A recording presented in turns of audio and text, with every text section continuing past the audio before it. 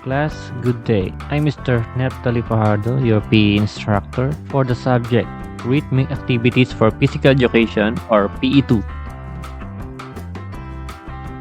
Rhythmic activities refers to the bodily response to any type of rhythmic accompaniment that will provide leeway to the people to satisfy their need for self-expression. In a more simpler explanation, rhythmic activities are combinations of physical movements with sounds, beats, or music. Masasabi din natin na according to the history, dance serves as a way para tayo ay makapag-express ng ating feelings aside from talking and singing. Because dancing is considered as one of the oldest of the arts. And since we are in rhythmic activities, our primary activity will be focusing on the folk dancing. As I've said, meron tayong ibang activity na pwede sa rhythmic activities. Tulad ng arnis, pwede rin tayong mag-field demo. But since we are Filipino, we are obliged to have folk dance first as primary activity for this subject. Maybe we can start with the question, what is dance? It is a rhythmic and expressive body movements usually coordinated into pattern and adapted to a musical accompaniment. As what we had read a while ago, it also explains the whole meaning of the rhythmic activity or activities. Just like a person, it has a characteristics or features like rhythm, design, techniques, dynamics, and gestures. Rhythm is the relatively fast or slow repetition on variation of movement, bilis at bagal, while design, arrangement lang of movements, pagkakasunod-sunod. While technique is the degree of body control, paano mo dalhin ang katawan mo, and mastery of basic steps and positions. Dynamics is the variations in the force, intensity, tinutukoy dito, ng mga galaw. We have also the importance of the gestures, yung mga hand movements.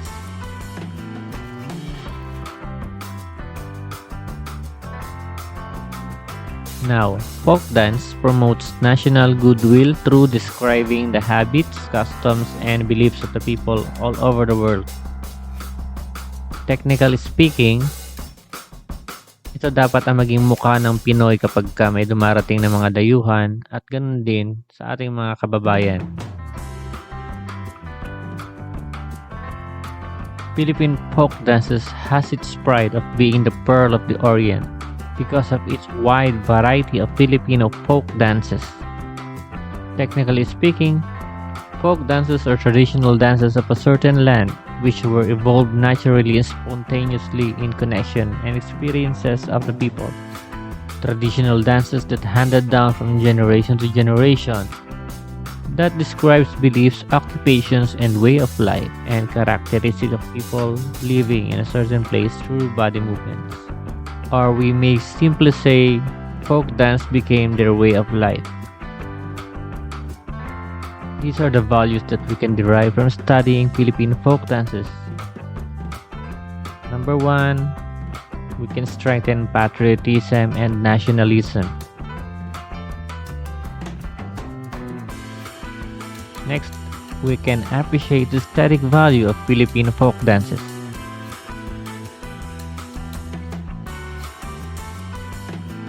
We can also preserve the Filipino heritage through folk dancing.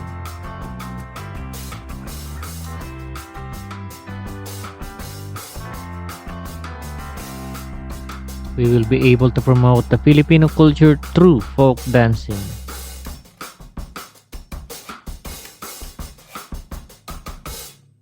Equally important, we can gain health posture through careful and rhythmic coordination of body movement.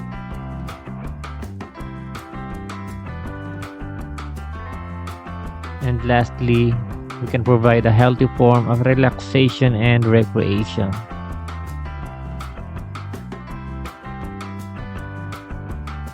Now let's take the brief history of the Philippine folk dances. Folk dancing have been the principal pastime of the Filipino people. Wala kasi tayo masyadong pinaglilibangan before, kaya kita nyo naman. Ang resulta, marami tayong mga lolo't lola na magkakapatid. Kidding aside, ito yung ating mga napaglilibangan before ng ating mga ninuno. Dancing have been considered as the religious activity. It was during the Spanish period. Now, kumintang oldest recorded activity among the Christianized Filipinos. Now, if you're familiar with this kumintang, yun yung mga hand movements or dances na gumagamit ng mga hand movements, inward and outward motion, circular motion, halfway or full.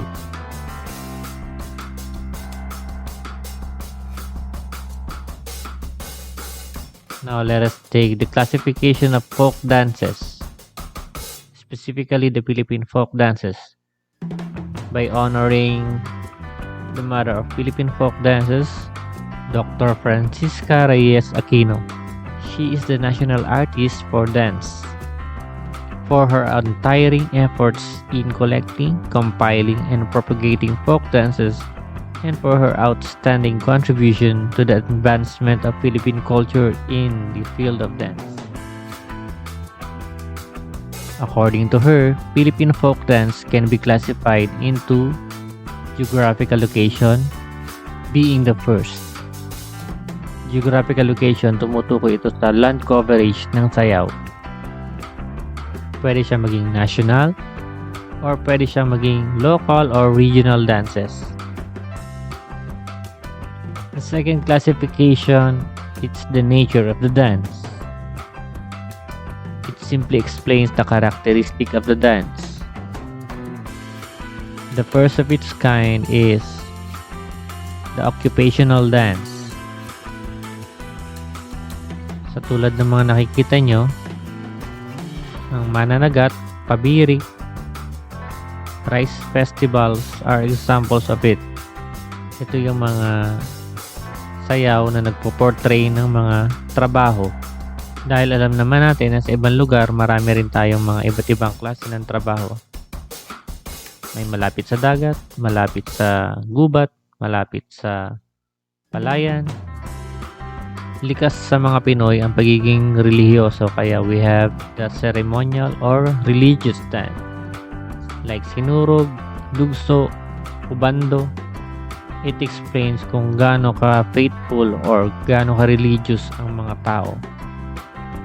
Tulad nga ng nabanggit natin kanina, ang dance ay nabuo dahil sa mga religious activities ng ating mga ninuno. Ang mga Pilipino rin ay likas na mapagmahal. Pinapahayag natin to sa pamamagitan ng sayaw.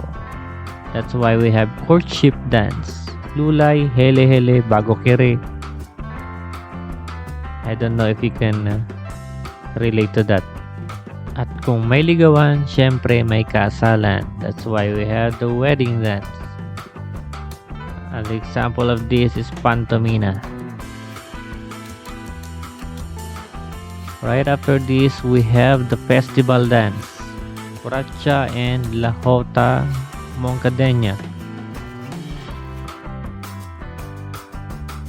I know you will agree with me with this, that war dance originate from Muslims and of course northern part of the Philippines.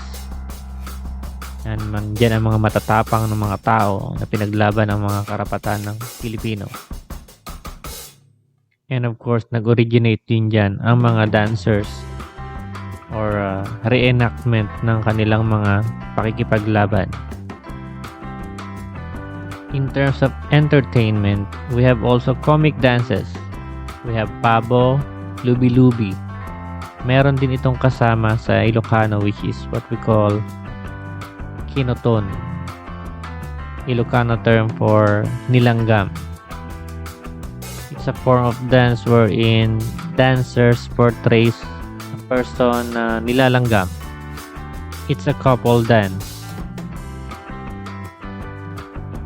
Of course, we also have the social dance. Ito yung mga sayaw na ginagamit natin sa mga kasiyahan, kaarawan, and any other form of celebration it may serve. And for the last part of our topic, we have the 5 group classification of dances that can be found only in the Philippines. First up, we have the dance of the Cordillera groups. Benjan, Turayen, and Takiling are examples of this. The next one is the dance of the Mindanao groups. Pandango Rinconada, Habanera Butolena, and other war dances. We have the number 3, Spanish Europe Western Influence Dance. We have Asik, Kakulangan, and Pindulas as the example. The fourth one is the dance of the countryside, Binasuan, Binislakan, and Gayong-Gayong. And the last one is the dance for the lesser known group, Kadaltaho and Kadalbela. Hoping that you get a lot of information from this discussion. Inaasahan ko rin na matatandaan nyo ang mga bagay na pinag-aralan natin dito para sa mga future quizzes and other activities na gagawin pa natin. Good luck and goodbye for now.